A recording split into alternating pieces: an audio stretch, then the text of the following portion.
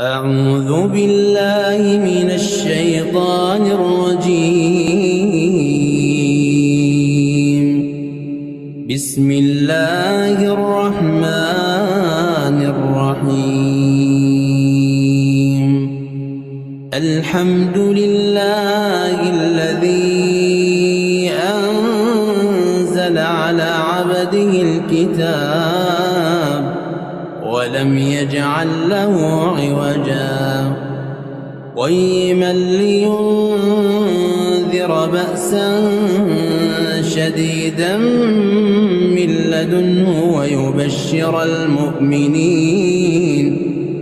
ويبشر المؤمنين الذين يعملون الصالحات أن لهم أجرا حسنا ماكثين فيه أبدا وينذر الذين قالوا اتخذ الله ولدا ما لهم به من علم ولا لآبائهم كبرت كلمة تخرج من أفواههم يقولون إلا كذبا فلعلك باخع نفسك على آثارهم إن لم يؤمنوا بهذا الحديث أسفا إنا جعلنا ما على الأرض زينة لها لنبلوهم أيهم أحسن عملا وإنا لجاعلون ما عليها صعيدا جرزا أم حسبت أن أصحاب الكهف والرقيم كانوا من آياتنا عجبا إذ أوى الفتية إلى الكهف فقالوا ربنا آتنا من لدنك رحمة وهيئ لنا من أمرنا رشدا وضربنا على آذانهم في الكهف سنين عددا ثم بعثناهم لنعلم أي الحزبين أحصى لما لبثوا أمدا نحن نقص عليك نبأهم بالحق إنهم فتية آمنوا بربهم وزدناهم هدى وربطنا على قلوبهم إذ قاموا فقالوا ربنا رب السماوات والأرض لن ندعو من دونه إلها لقد قلنا إذا شططا هؤلاء قومنا اتخذوا من دونه آلهة لولا يأتون عليهم بسلطان بين فمن أظلم ممن افترى على الله كذبا وإذ اعتزلتموهم وما يعبدون إلا الله فأووا إلى الكهف ينشر لكم ربكم من رحمته ويهيئ لكم من أمركم مرفقا وترى الشمس إذا طلعت تزاور عن كهفهم ذات اليمين وإذا غربت تقرضهم ذات الشمال وهم في فجوة منه ذلك من آيات الله من يهد الله فهو المهتد ومن يضلل فلن تجد له وليا مرشدا وتحسبهم أيقاظا وهم رقود ونقلبهم ذات اليمين وذات الشمال وكلبهم باسق ذراعيه بالوصيد لو اطلعت عليهم لوليت منهم فرارا ولملئت منهم رعبا وكذلك بعثناهم ليتساءلوا بينهم قال قائل منهم كم لبثتم قالوا لبثنا يوما أو بعض يوم قالوا ربكم أعلم بما لبثتم فابعثوا أحدكم بورقكم هذه إلى المدينة فلينظر أيها أزكى طعاما فليأتكم برزق منه وليتلطف ولا يشعرن بكم أحدا إنهم إن يظهروا عليكم يرجموكم أو يعيدوكم في ملتهم ولن تفلحوا إذا أبدا وكذلك أعثرنا عليهم ليعلموا أن وعد الله حق وأن الساعة لا ريب فيها إذ يتنازعون بينهم أمرهم فقالوا ابنوا عليهم بنيانا ربهم أعلم بهم قال الذين غلبوا على أمرهم لنتخذن عليهم مسجدا سيقولون ثلاثة رابعهم كلبهم ويقولون خمسة سادسهم كلبهم رجما بالغيب ويقولون سبعة وثامنهم كلبهم قل ربي أعلم بعدتهم ما يعلمهم إلا قليل فلا تمار فيهم إلا مراء ظاهرا ولا تستفت فيهم منهم أحدا ولا تقولن لشيء إني فاعل ذلك غدا إلا أن يشاء الله واذكر ربك إذا نسيت وقل عسى أن يهديني ربي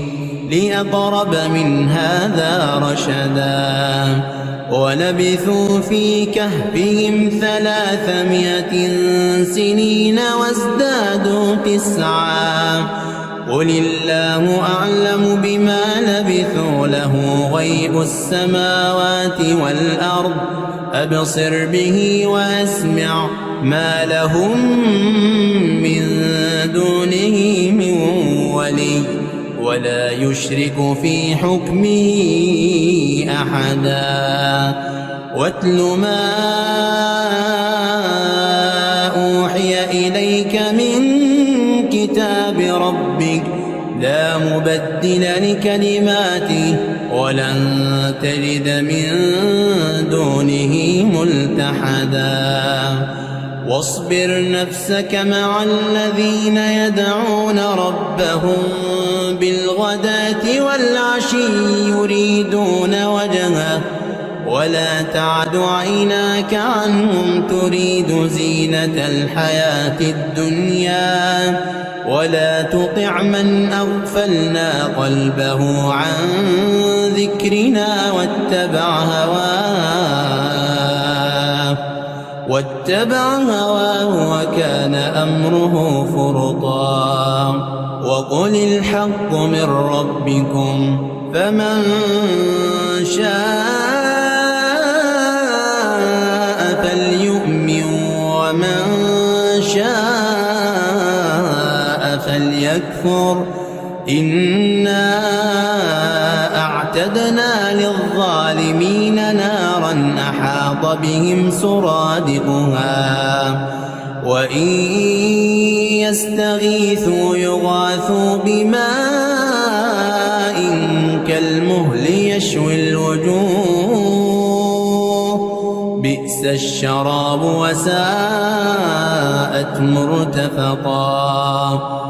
إن الذين آمنوا وعملوا الصالحات إنا لا نضيع أجر من أحسن عملا أولئك لهم جنات عدن تجري من تحتهم الأنهار يحلون فيها من أساور من ذهب ويلبسون ثيابا خضرا من سندس واستبرق متكئين فيها على الأرائك نعم الثواب وحسنت مرتفقا واضرب لهم مثل الرجلين جعلنا لأحدهما جنتين من أعناب وحففناهما بنخل وجعلنا بينهما زرعا كلتا الجنتين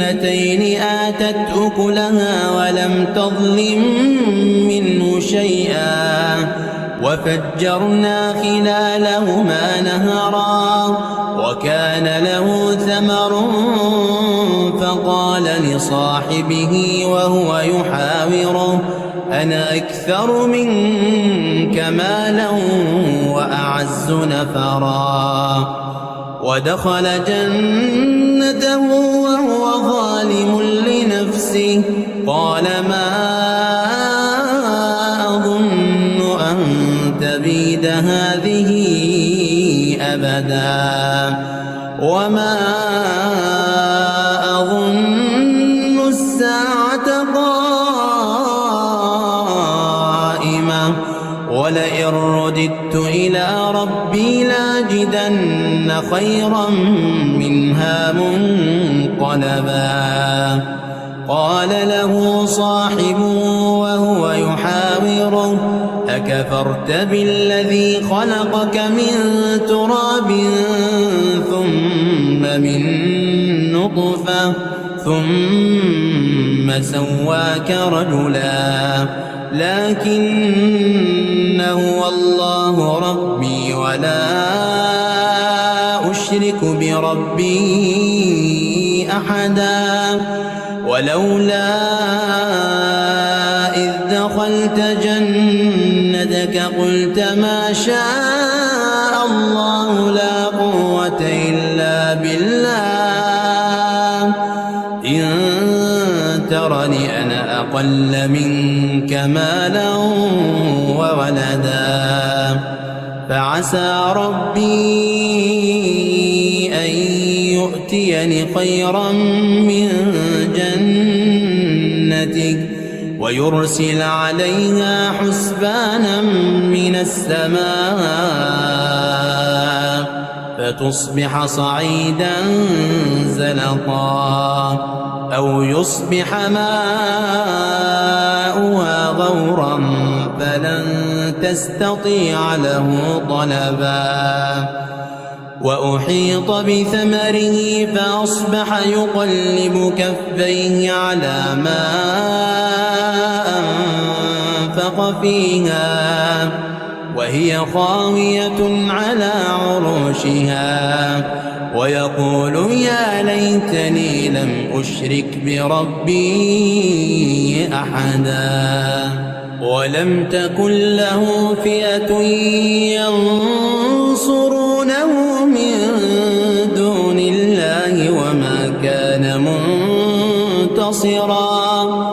هنالك الولاية لله الحق هو خير ثوابا وخير عقبا واضرب لهم مثل الحياة الدنيا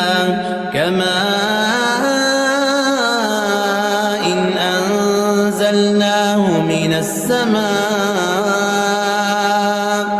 فاختلط به نبات الأرض فأصبح هشيما تذروه الرياح وكان الله على كل شيء مقتدرا المال والبنون زينة الحياة الدنيا والباقيات الصالحات خير عند ربك ثوابا وخير أملا ويوم نسير الجبال وترى الأرض بارزة وحشرناهم فلم نغادر منهم أحدا وعرضوا على ربك صفا لقد جئتمونا كما خلقناكم أول مرة بل زعمتم أن لن نجعل لكم موعدا ووضع الكتاب فترى المجرمين مشفقين مما فيه ويقولون يا ويلتنا ما لهذا الكتاب لا يغادر صغيرة ولا كبيرة إلا أحصاها ووجدوا ما عملوا حاضرا ولا يظلم ربك أحدا وإذ قلنا للملائكة اسجدوا لآدم فسجدوا إلا إبليس كان من الجن ففسق عن أمر ربه أفتتخذونه وذريته أولياء من دوني وهم لكم عدو بئس للظالمين بدلا ما أشهدتهم خلق السماوات والأرض ولا خلق أنفسهم وما كنت متخذ المضلين عضدا ويوم يقول نادوا شركائي الذين زعمتم فدعوهم فلم يستجيبوا لهم وجعلنا بينهم موبقا ورأى المجرمون النار فظنوا أنهم مواقعوها ولم يجدوا عنها مصرفا ولقد صرفنا في هذا القرآن للناس من كل مثل وكان الإنسان أكثر شيء جدلا وما منع الناس أن يؤمنوا إذ جاءهم الهدى ويستغفروا ربهم إلا أن تأتيهم سنة الأولين أو يأتيهم العذاب قبلا وما نرسل المرسلين إلا مبشرين ومنذرين ويجادل الذين كفروا بالباطل ليدحضوا به الحق واتخذوا آيات آياتي وما أنذروا هزوا ومن أظلم ممن ذكر بآيات ربه فأعرض عنها ونسي ما قدمت يداه إنا جعلنا على قلوبهم أكنة أن يفقهوه وفي آذانهم وقرا وإن تدعوهم إلى الهدى فلن يهتدوا إذا أبدا وربك الغفور ذو الرحمة لو يؤاخذهم بما كسبوا لعجل لهم العذاب بل لهم موعد لن يجدوا من دونه موئلا وتلك القرى أهلكناهم لما ظلموا وجعلنا لمهلكهم موعدا وإذ قال موسى لفتاه لا أبرح حتى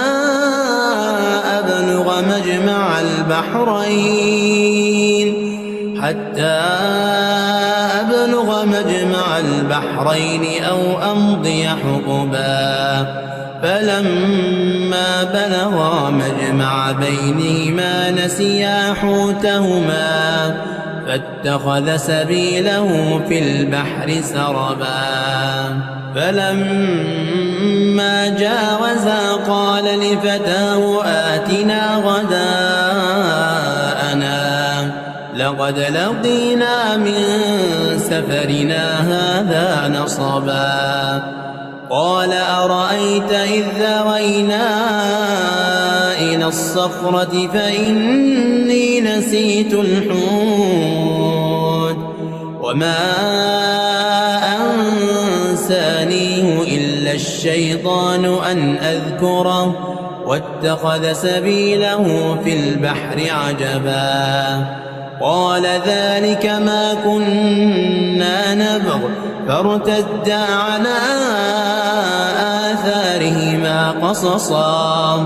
فوجدا عبدا من عبادنا آتيناه رحمة من عندنا وعلمناه من لدنا علما قال له موسى هل أتبعك على أن تعلمني مما علمت رشدا قال إنك لن تستطيع معي صبرا وكيف تصبر على ما لم تحط به خبرا قال ستجدني إن شاء الله صابرا ولا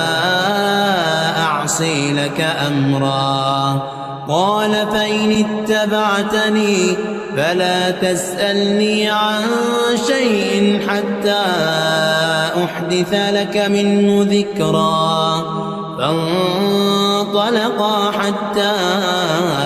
إذا ركبا في السفينة خرقها قال أخرقتها لتغرق أهلها لقد جئت شيئا إمرا قال ألم أقل إنك لن تستطيع معي صبرا قال لا تؤاخذني بما نسيت ولا ترهقني من أمري عسرا فانطلقا حتى إذا لقيا غلاما فقتله قال قتلت نفسا زكية بغير نفس لقد جئت شيئا نكرا قال ألم أقل لك إنك لن تستطيع معي صبرا قال إن سألتك عن شيء بعدها فلا تصاحبني قد بلغت من لدني عذرا. فانطلقا حتى إذا أتيا أهل قرية استطعما أهلها فأبوا أن يضيفوهما فوجدا فيها جدارا يريد أن ينقض فأقامه. قال لو شئت لاتخذت عليه أجرا. قال هذا فراق بيني وبينك سأنبئك بتأويل ما لم تستطع عليه صبرا. أما السفينة فكانت لمساكين يعملون في البحر فأردت أن أعيبها وكان وراءهم ملك يأخذ كل سفينة غصبا. وأما الغلام فكان أبواه مؤمنين فخشينا أن يرهقهما طغيانا وكفرا فأردنا أن يبدلهما ربهما خيرا منه زكاة وأقرب رحما. وأما الجدار فكان لغلامين يتيمين في المدينة وكان تحته كنز لهما وكان أبوهما صالحا فأراد ربك أن يبلغا أشدهما ويستخرجا كنزهما رحمة من ربك وما فعلته عن أمري ذلك تأويل ما لم تسطع عليه صبرا. ويسألونك عن ذي القرنين قل سأتلو عليكم منه ذكرا. إنا مكنا له في الأرض وآتيناه من كل شيء سببا. فأتبع سببا حتى إذا بلغ مغرب الشمس وجدها تغرب في عين حمئة ووجد عندها قوما قلنا يا ذا القرنين إما أن تعذب وإما أن تتخذ فيهم حسنا. قال أما من ظلم فسوف نعذبه ثم يرد إلى ربه فيعذبه عذابا نكرا. وأما من آمن وعمل صالحا فله جزاء الحسنى وسنقول له من أمرنا يسرا. ثم أتبع سببا حتى إذا بلغ مطلع الشمس وجدها تطلع على قوم لم نجعل لهم من دونها سترا. كذلك وقد أحطنا بما لديه خبرا. ثم أتبع سببا حتى إذا بلغ بين السدين وجد من دونهما قوما لا يكادون يفقهون قولا. قالوا يا ذا القرنين إن يأجوج ومأجوج مفسدون في الأرض فهل نجعل لك خرجا على أن تجعل بيننا وبينهم سدا. قال ما مكنني فيه ربي خير فأعينوني بقوة أجعل بينكم وبينهم ردما آتوني زبر الحديد حتى إذا ساوى بين الصدفين قال انفخوا حتى إذا جعله نارا قال آتوني أفرغ عليه قطرا فما استطاعوا أن يظهروا وما استطاعوا له نقبا قال هذا رحمة من ربي فإذا جاء وعد ربي جعله دكاء وكان وعد ربي حقا وتركنا بعضهم يومئذ يموج في بعض ونفخ بالصور فجمعناهم جمعا وعرضنا جهنم يومئذ للكافرين عرضا الذين كانت أعينهم في غطاء عن ذكري وكانوا لا يستطيعون سمعا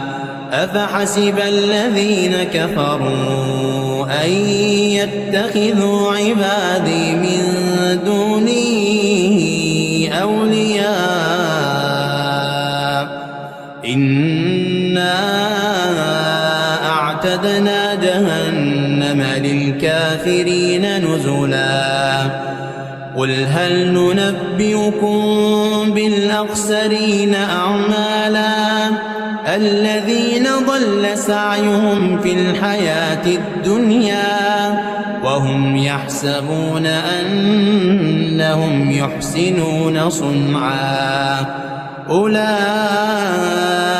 الذين كفروا بآيات ربهم ولقائه فحبطت أعمالهم فلا نقيم لهم يوم القيامة وزنا ذلك جزاؤهم جهنم بما كفروا واتخذوا آياتي ورسلي هزوا إن الذين آمنوا وعملوا الصالحات كانت لهم جنات الفردوس نزلا خالدين فيها لا يبغون عنها حولا قل لو كان البحر مدادا لكلمات ربي لنفد البحر قبل أن تنفد كلمات ربي ولو جئنا بمثله مددا قل إنما أنا بشر مثلكم يوحى إلي أنما إلهكم إله واحد فمن كان يرجو لقاء ربه فليعمل عملا صالحا ولا يشرك بعبادة